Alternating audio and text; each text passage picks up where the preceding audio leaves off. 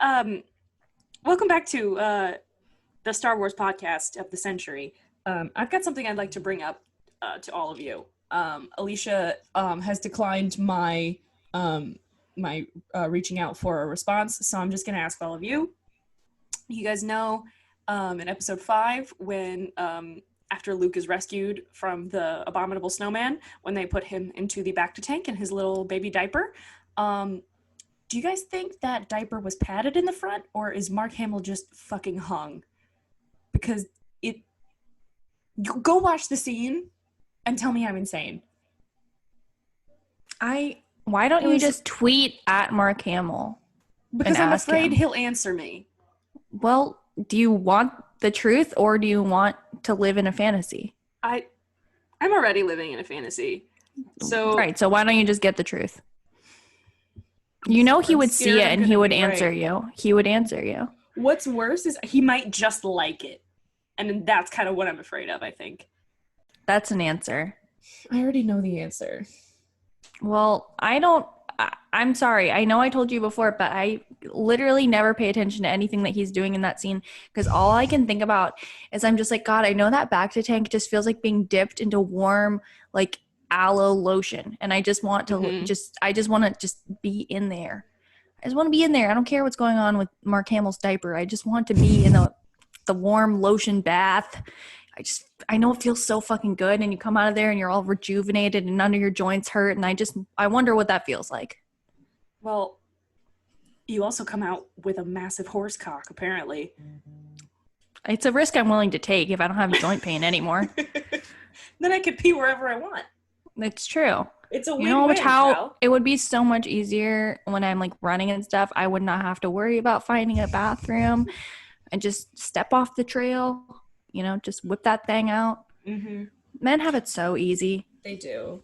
In like every aspect, but particularly in the bathroom aspect, because like I've peed in Penn Station, and that was pre-COVID, and I think that is where COVID originated, because it's the most disgusting place in the universe.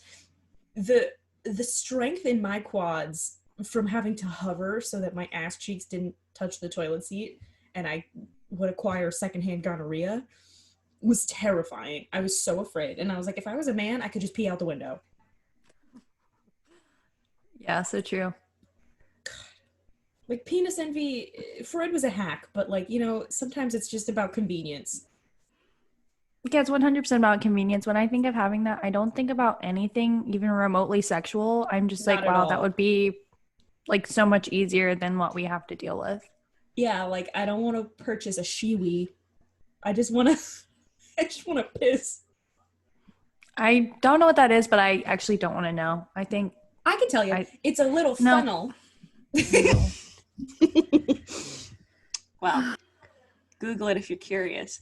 I'm not curious. I will not be Googling. This is like when I had to learn what nodding was because people kept sending me weird Darth Maul asks about it, and I found myself on the subreddit for furries, and I will never emotionally recover from that. It's so funny because it's like, you tell me, you're like, yeah, I didn't have a Tumblr back in like 2012, during that era of Tumblr, and I've been burdened with the knowledge of nodding for quite some time. I was also like really big into Teen Wolf at the time, so of course it was just like, it was unavoidable. That's just part of your lingo. Yeah, and I was like, okay, can we have a normal fanfic? And they were like, hey, absolutely not. Nope, it's always got to be the ABO. So this is unrelated, but how I've been thinking intensely about Ant-Man, and this is not Star Wars related, so I'm so sorry, but I was trying to find just a normal Ant-Man fanfic. It didn't even have to be romantic or anything, and just content. It's just content, and it's so annoying on like Archive of Our Own because you eliminate so many things to get past the like ensemble cast fics that have literally 1,900 tags on them and are 400,000 words. And by the time I like put in enough things that it was like the pairing is like Ant-Man and someone else and not 50,000 other people, it was like, oh my God, what was even, it was 8 Ant-Man results. and Bucky Barnes, and it was an ABO fic, but they made sure to specify like in the description, they're like, this is not based on wolf dynamics, this is based on dragon dynamics. So do you have like the just link? jot that down. Yeah, I'm sure I could find it. I mean, there's not that many of that No, I'm not pairing on kidding. there. Do you have the link? OP, drop the link. Not on me right now. My God. What are you going to just. Hey, actually, I can't record today. I have something important to do. It just came up. Elisha, send me the link. But I'm just like, okay, I'm sorry, but like, does it make that big of a difference if the dynamics are based on wolves versus dragons? Like, I mean, everyone got the wolf dynamics wrong to begin with. So it's like, it's not going to be more accurate if you're basing it off of a mythical creature. Okay, so we all know that the guy who even came up with the theory of alpha wolves and blah, blah, blah, he was like, oh, actually, that was just like a one-off thing, and it's not true throughout, it's not like a pack dynamic that they have. This is, I published the theory incorrectly, blah, blah, blah, blah, blah. And then now there's people, those dudes who like subscribe to like the alpha males and the beta males and the omega males. And I was like, well, if you knew anything, if you've ever read literature, omega males can get pregnant. That's the only difference. Second of all, now they're on some shit about sigma males. And they're like, it's like the John Wick, like it's the anti-hero, but bitches still love them. And I was like, it's because they don't call themselves alpha males or sigma. If I was on a date with a man who called himself an alpha male, I would have to kill him. I don't know. I would be in prison because that's so Yeah. whacked out. Like, well, I think you should like Venmo request him for at least $500 for pain and suffering. But the other thing too is like all these guys like referring to themselves as a sigma male are incorrect for so many reasons. But like I think we all know that Dave Filoni is the only known sigma wolf male that exists. It's just his aura. It's just like everyone, if you're not wearing a cowboy hat and a wolf pack shirt, like pack it up, yeah. Just get out of here. Like, you realize that you are the least sexy person on the planet if you are not Dave Filoni. Like, you just have to come to terms with that. Yeah, I mean, just get over yourself. Sigma males in Star Wars. Bib Fortuna. Zero the Hutt. Masa Meta. Deaf Salacious B. Crumb. Oh, yeah, for sure. Who is very sexy to me. And Wedge Antilles, and that's it. You know who would call himself a sigma male, like without a trace of irony, is Rush Clovis.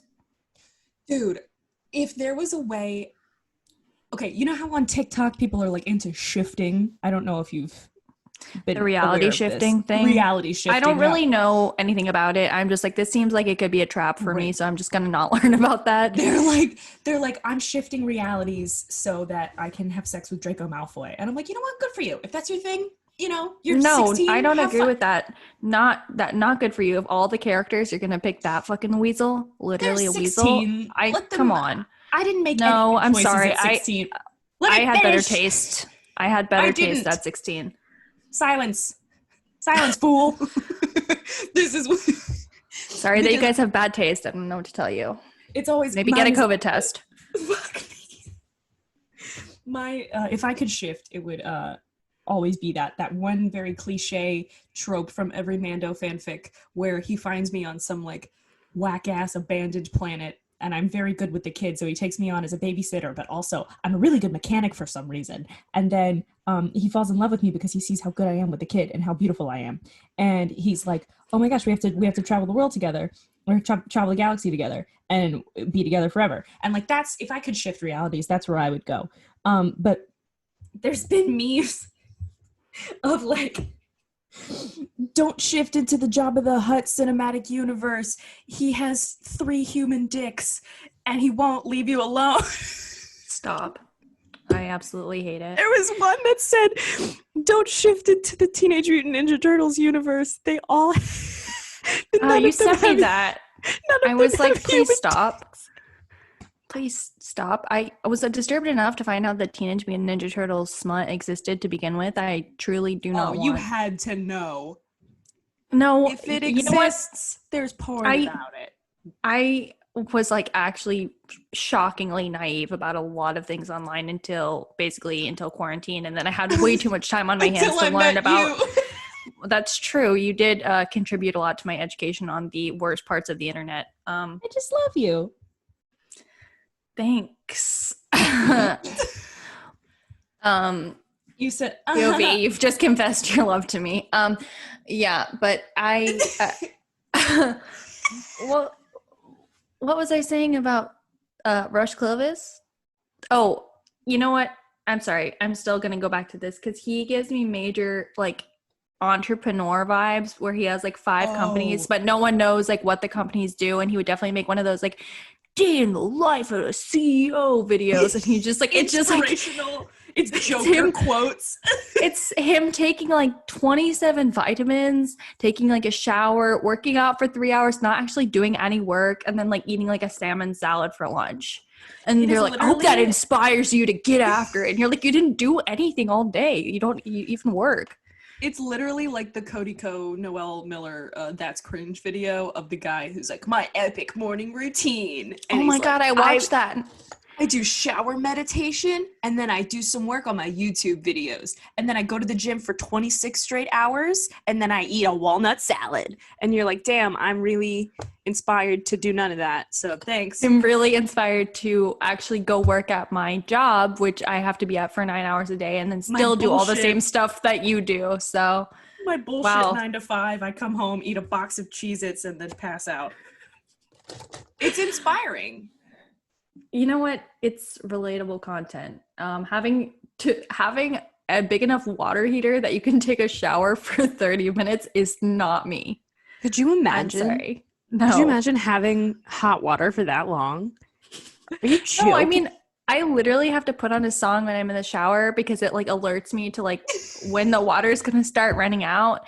So I'm like, all right, I've put on a 4-minute song. So like when this starts winding down, you know, it's time to wrap it up because that water is about to get freezing cold. And I am not Gwyneth Paltrow on Goop. I am not trying to stand in fucking freezing cold water for no good reason. Bullshit. I hate that shit. If anytime I read like how to make your depression go away. Step 1, stop being depressed. Step 2, cold showers. It's like if I would literally rather jump off of a building than do either of those things. Step 3, jade egg. Step 4, buy my cookbook. Step 4, it's steam your vagina. And then well, she said that, and then a whole bunch of gynecologists had to come out and be like, we're begging you to stop putting herbs in there. Yeah, like this is not like a roast turkey. Like you need to stop like putting oils and herbs and steaming it. Like what is this Thanksgiving dinner? You need to stop. Cloves of garlic in my cooch. For who is it? Well, you know what? Might be delicious. I don't know how it'd be for your pH. No. Don't encourage that. It's not gonna be delicious. We're not gonna do that. Don't do that. But like anyone takes my advice on this podcast anyway. Well, true. If any of you guys are taking your advice, that's kind of on you. That's on you. Don't shift into the Jabba the Hutt universe. Take my advice. And that is a delightful segue into this week's episode. I apologize because these ones kind of got pushed a couple weeks from when we were initially talking about the Corky Kenobi theory. So here's just some follow-up questions to that. And I will get off topic, so I'm sorry. A Spoonful of Fiction said, love you guys so much. I've been looking for a Star Wars podcast with a female perspective. Men dominate the Star Wars dialogue and it's exhausting. You guys are my favorite commute entertainment right now, and I'm glad I found you. Thank you. We love you. Also, sorry that I always sound like weird and insincere whenever I thank people for compliments. It's just I'm very bad at taking them. So like, please don't take that as like me not being enthusiastic, because know that I probably read this like 900 times and have the screenshot saved on my phone. Yeah, we're very, very appreciative of all the kind words, so thank you guys so much. Yes. I'm just not good at sounding sincere. I would also just like to point out something in favor of the Quirky Kenobi theory, though. I was listening to your episode, and yes, the timeline is a little all over the place. However, I don't want to subscribe to the shy nerd Padawan Kenobi characterization because episode 1, Obi-Wan was played too hot and cocky for that. Yeah. But Dave Filoni said the Kryze family tree is something he has thought about a lot, and he wouldn't share Corky's parentage because it's something that he thinks would set the fandom ablaze. And well, a secret Kenobi love child most certainly would. Do I think this will ever be canonized? No, but Dave Filoni was clearly causing problems on purpose for his own amusement. So annoying. And I guess it doesn't matter anymore since, according to Bo-Katan, she's the last of Clan Christ. So R.I.P. Corky, your name was dumb and you should have probably invested in a 23andMe kit.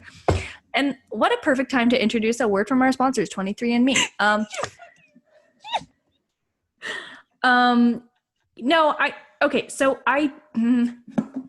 don't think, the more I think about it, the less I think it makes sense that like Satine and Obi-Wan would have actually had a child, because like Master and Apprentice, Obi-Wan is like 17 and the whole like Mandalore mission took place before that. And I'm not saying that it's completely impossible that they could have like conceived a child. I just think that it's highly improbable. And also for me personally, I don't know. I do just think that there would have been a mass scandal if the Duchess of Mandalore had like a teen pregnancy. She would not have been in the public eye at all, but they've like certainly like led us to believe that she's been like front and center of the new Mandalorians since she was, made the ruler of Mandalore or whatever based on some bullshit. Sorry, I'm not a huge Satine person. I this is where I said I was going to get off topic. I'll get more into this, and I would certainly go into further detail if anyone really wanted to hear me go off the rails. But let me just say, the new Mandalorians, they can all suck it.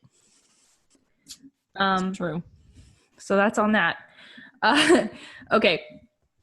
Here's another question about it. Well, it's not really a question, I guess more just a general comment and a true one. Quirky Kenobi won't happen while George Lucas is alive because he hates me. Filoni might have intended for people to try to connect the dots, but Lucas will never let it happen, regardless of how much creative control Lucas even has. That might even be part of the reason they changed the character design for him so much in The Lawless, where he looks 24 with blonde hair, even though it's like maybe a month after the whole poison Snapple thing. Also, Obi-Wan and Satine are the Jedi Mandalorian royalty ship of the past. The future is Din Luke, you people. And you're correct. You're right. And let's talk about... All right. Well, here's the thing: to me, Satine is not really a Mandalorian, in my opinion. So the future is Din Luke. I mean, Din is way more of a Mandalorian than Satine is. Here, I'm saying a lot of things that could get me canceled, but you know what? I'm not going to get too into it because no one really asked to hear about it on this episode. But we can get fully into it and how I think that the new Mandalorians are just a really garbage group, and long live the true Mandalorians. Valid. That's valid. I do think the concept of Din Luke is fantastic to me. I also think it's really funny, all those posts that are like when Grogu was like meditating in that weird Stonehenge place, he was just like, oh no, my really handsome single Mandalorian dad needs some help from a big strong Jedi to raise me. I hope there's a really cool Jedi who likes single dads because I've got one. And Luke's like, no, I got it. Let me put on my Chanel boots. I'm out of here. I'll be right there. Don't even worry about it. And everyone else was like, there's like literally not even any Jedi alive. Like you're the only one who got the call. But he's go like, off, I guess. No. But it was like he was looking for me. Like, so excuse me while I put on my fancy boots and cape. Got a blast. Time to be a homo. Gotta look really, really foxy for this gigantic Mandalorian hunk of man. And you know what? The fact that he didn't ask Din to come with them is, I think, just poor writing. Yeah. Because there's no reason why he couldn't. It's not like he had anything else to get doing. He doesn't even have a ship. Yeah, Bo was going to have to Uber him to some other planet and we can start all over again. Bo was like, yeah, I'll drop you off, mate. Don't stay on here for too long. Get the fuck off. Yeah, a life debt, whatever. I feel like we got you where we need you, so you can just scamper off over there. Was that good? Did you like that? Yes. Yes. Yeah, the thing is like, I'm not ever one of those people that is really like, unless it's like a super problematic ship, in my opinion, I don't really, and we'll talk about one of those later, but I don't ever like hardcore like ship things, I guess. Like when there's like ship wars happening in fandom, I'm always kind of just like, I don't know. I'm just here Like, to who have a good cares? time. I say that and then I like go on a rant for 45 minutes about like Mandalorian and ancestry and stuff that no one has to hear about. But like as far as shipping goes, it's just like goofy and fun, and it's like, who cares? Like the thing is like people will get really hung up on like whether it is made canon or whatever, and I'm just like, well, the thing is there's fanfic, so I don't really care if it does become canon or not. But like I don't know, with Din, I pretty much I haven't seen any ships where I'm just like, no, that mega sucks, except for Din and Mayfeld. That does suck. Yeah, that's a shitty ship. But there are so many good ones. Like Din is just inherently shippable. Like Mandomera, sublime. Absolutely. Boban, supreme. Din Luke, iconic. I mean, it's just like you know, you can't go wrong. If I do, like if Obi-Wan. I see people shipping him with Moff Gideon, though, it's gonna be on site. Yeah, that's pretty weird and gross. But I feel like don't do that. Like it's like Obi-Wan, you know, like Obi-Wan has chemistry with everyone he talks to. That's just like that's his MO. And he's like he's way more like, I mean, he seems much more like gregarious and like charming than Din does at first. But Din is actually, he's just so like polite. And even though he's a bounty hunter, he just seems so like inherently good. It's that very soft-spoken sort of appeal that he's got, because he's like this big strong man, but like he really never raises his voice, and he says thank you so much. That's something that's very attractive to me, is big strong scary looking man, never yells, and is nice to me. You know, it's so funny because like almost everyone he meets, like their first like instinct is to get into a fight with him / try to kill him. And then they see his like tiny green son and they're like, actually, you know what? I really like your vibes and I will do anything for you. Like, this guy seems really nice and he's got a pet frog or something. So, you know, he's really nice to that thing. So I guess he's a cool guy.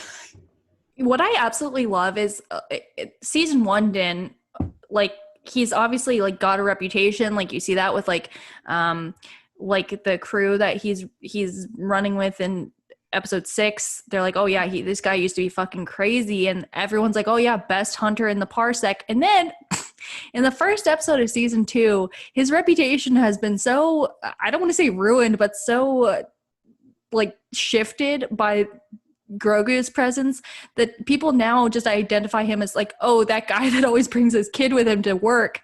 And they're like, oh, he goes, wherever I go, he goes. And that guy is like, oh, yeah, I fucking heard. Like, you ever find a babysitter for him or what? Like, he's no longer, like, most feared bounty hunter in the Outer Rim. You know, he's like, oh, that dude that, like, doesn't have a World's babysitter. Best dad. And I think that's very cool of him. He's very, like, he's in the PTA. Yeah. Like, he's a good man. Good. I don't know. Top 5 Star Wars character of all time to me. I love him so much. He makes me just feel so good and happy inside. He's just very special to me. He's like the definition of a comfort character. Is. And that's why I want to shift into his universe very badly, so that he can take care of me and I don't have to do anything anymore, because I'm very tired of working 9 to 5. And I just want to be hugged. So, Din, if you can fucking get on that'd be sick. So true. So true, bestie. Make that your daydream. Make that your new gig, since the bounty hunting game is going to be tough with no ship and no weapons. So you can just maybe instead perhaps snuggle me or whatever, because it is what it is, you know. Does it pay anything? No, but you know, it's rewarding all the same. Well, not really. I can't imagine that anything. Well, no, that's not true. I'm sure something that we've said could segue us into this next question, but there's not anything that's happening organically in this episode, so I'm just going to get straight into it. That's showbiz. Star Wars A New Ho, iconic username, asked, Okay, so y'all have established that if Maul had nipples, that they would be pierced. But what kind of jewelry would he wear? Also, who else in Star Wars would have body piercings? Fantastic question. Let's jump into that one. Darth Maul would start out with some barbells, and then I think he would quickly segue into some jingly little hoops. I think he would be into that as a fun and funky accessory because he's very dramatic. So I think that would reflect his personality. Thoughts on that? You vibing with that? I don't know. They don't make spiked ones for that piercing. I'm realizing I don't really know that much about this variety of jewelry. He could do like barbells with like little spikes on the end of them. This is okay. This is why I think he would do the barbells, is because it looks like his lightsaber. So, he would want to keep the same lightsaber shape in his jewelry also. Good vibes there. Love that. Yeah, I've thought about this. What about it? I don't know. I think most of the clones probably, in my perfect world where they were not decommissioned or turned into stormtroopers or died, like imagine that they all lived through the war. Like the tattoos and the hair color and stuff were obviously like a way to like distinguish one another and stuff and, express individuality. But I think if they didn't have to wear like a skin tight bodysuit and helmet constantly, that they would probably also like a facial piercing, I think would be an extension of that. And also, who I think would get a septum piercing is Ahsoka, because she is very gay. Yeah, absolutely. That's not a body piercing, but I'm just talking about piercings in general. In general, yeah. No, she totally would, dude. Most likely to get a belly button ring. What's her name? Size Noodles. Fuck. You're right. That's absolutely true. She would also have a lower back tat. If you got it, flaunt it. Love that for her. This is, again, a facial piercing, not a body piercing, but I just think that Anakin would look so good with a nose ring. Yes, dude. Like, he just, a septum or like a side piercing, either one. Just like a little hoop. So good. Little hoop. And I also think, man, let Obi-Wan Kenobi keep Ewan McGregor's earring. So true. Ugh. Why couldn't he pictures have that? of him training? Oh my god, I love it. I know. It's kind of like that man's so fine. I can't imagine that his body type is like that different than it was when they were shooting Revenge of the Sith. And like I'm not sure exactly how far after the events of Revenge of the Sith the Kenobi show is happening, but like good for him, like getting ripped and stuff. But it's also just like, dude, fine. I thought you were but just Alec like, Guinness. Like, me and my boyfriend were talking about that last night. We were like, so Alec Guinness is supposed to be 57. I thought that man was 85. I know. So it's like, well, why are you not getting into in his shape? Like, why aren't you getting out of shape? No offense to Alec Guinness, but it's just like it's not the same. It's because Ewan McGregor's a thought. I don't know how else to say it. I hope he's listening. He's not.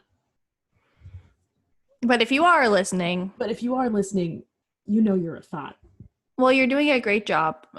Your biceps look great, and you're clearly working hard, and can't wait to see the end result, which I hope is a shirtless fight with, I don't know, some rando on Tatooine. You just strip down for no reason. Yeah, I don't care. Give it to me now.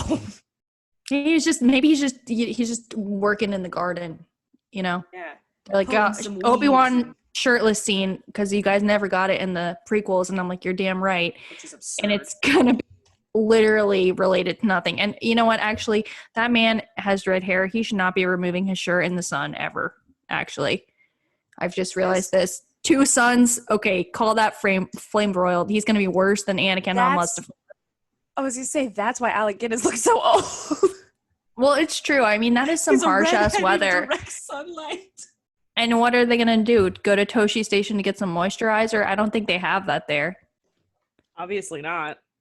I mean, bless his like heart. Luke looks so good because he got the fuck off of Tatooine before it was too late. Yeah. Everyone else is just fucking wind chapped. And I know I'm wind chapped right now, and it's not a good look. 2 sons, red hair. I don't know who thought that combo would be successful without any moisturizer or retinol. That's an even worse combination than childhood trauma plus lightsaber.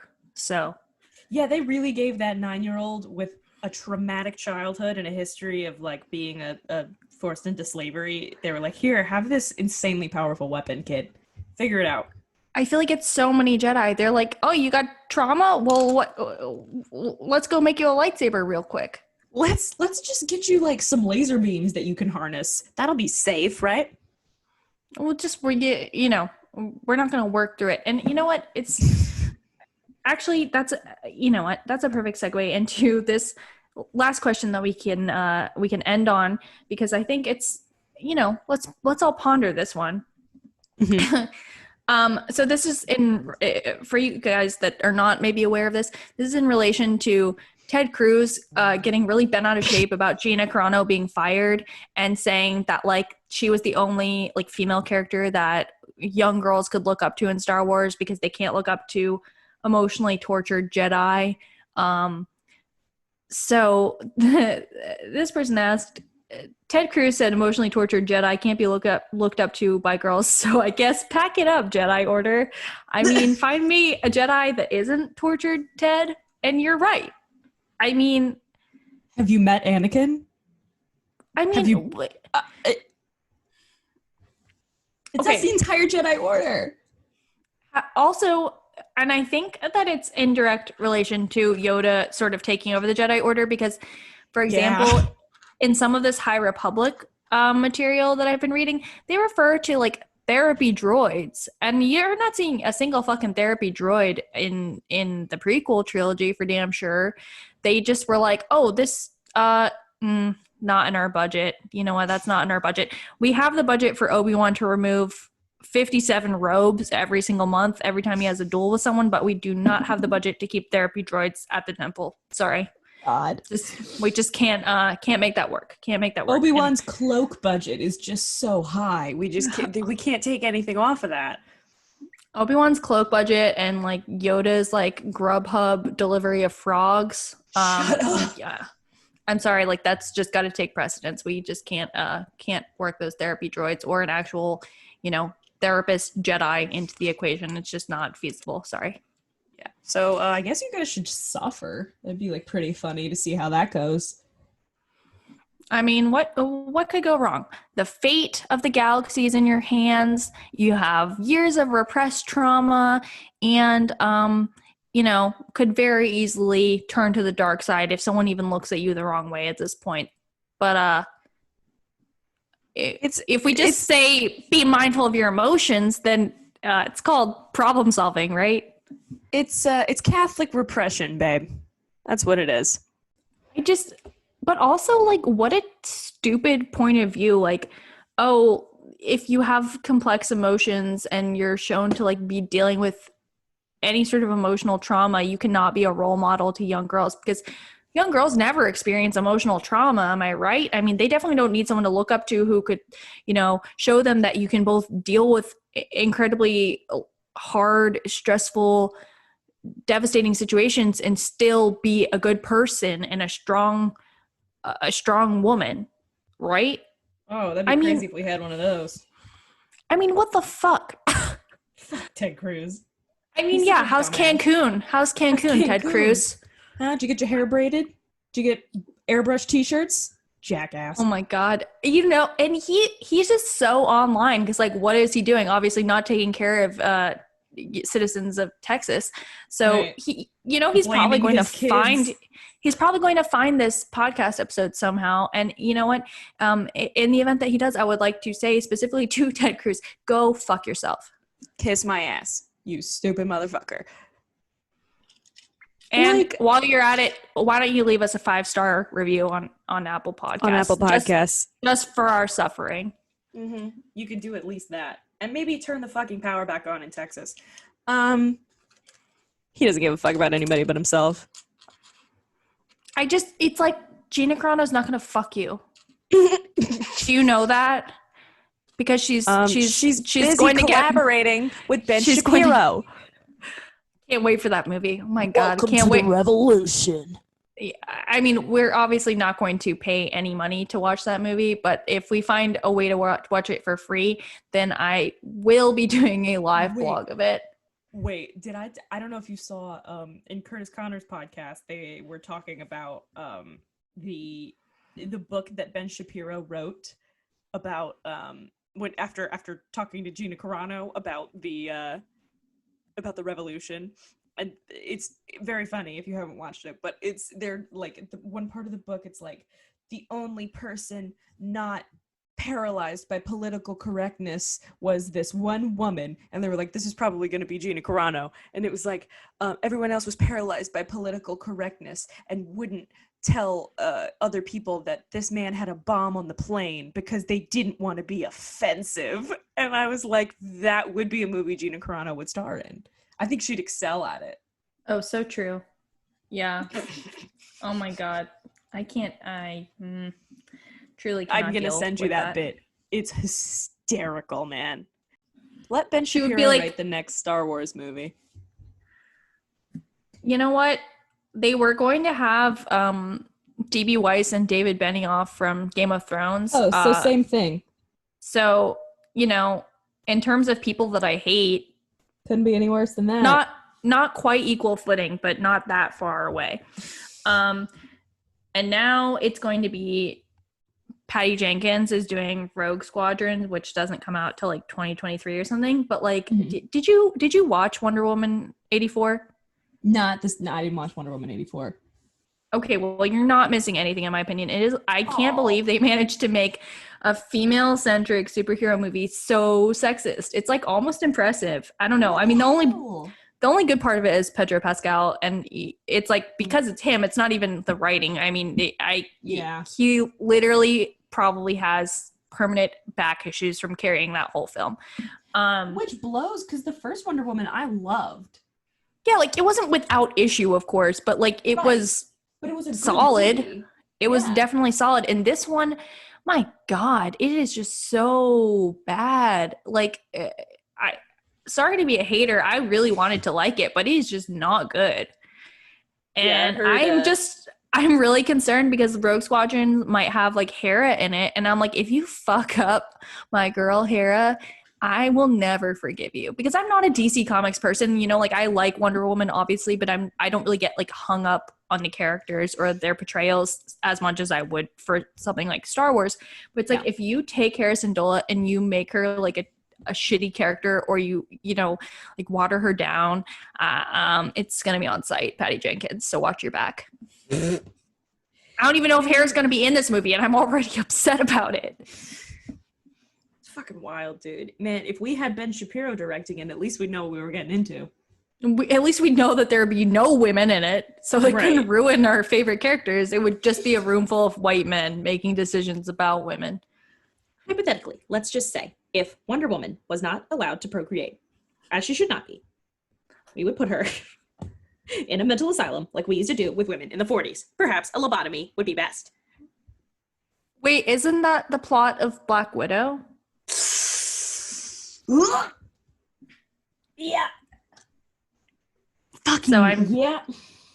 I'm just saying, like, you know, it's not the fact that she's an assassin that's killed hundreds of people. It's the fact that she can't have children that makes her a monster. Right. It's not the fact that she was a mass murderer for the KGB that weighs on her.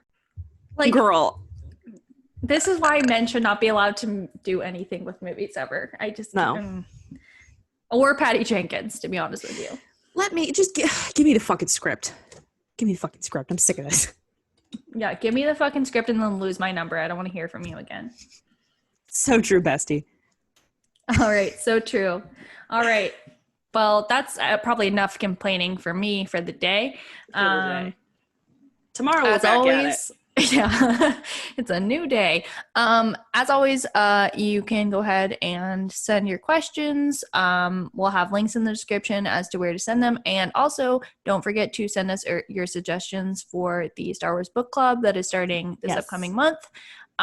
We have gotten some suggestions, but obviously I'm still open to input from you guys.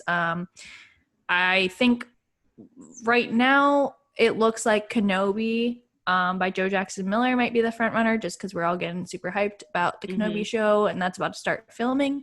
But obviously we're hoping to do this for many months to come, so all suggestions are welcome. Just has to be a Star Wars book. So hit us up and we will talk to you soon. See you next time, guys. Bye.